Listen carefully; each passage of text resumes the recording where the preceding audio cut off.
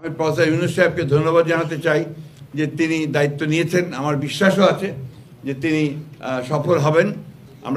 আসুন আমরা সবাই মিলে তাকে সাহায্য করে, আমরা নিজেদেরকে সাহায্য করে আমরা সঙ্গে। তবে একটা কথা, যে আমি অত্যন্ত আশাবাদী।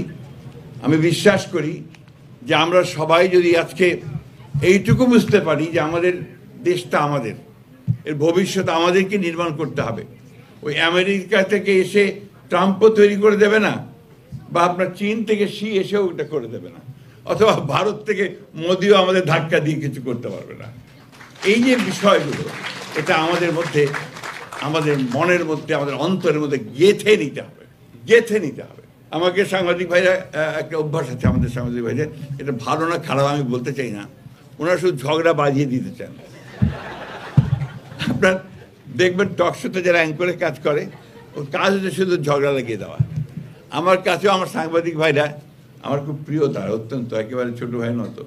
আমার কাছে এমন একটা বিষয় পাঠিয়েছে যেটা নিয়ে কথা বলতে বলেছে, কিন্তু আমি তাদের হতাশ করছি যে আমি সেটা নিয়ে কথা বলবো না, কারণ আমি এটা বলতে চাই না।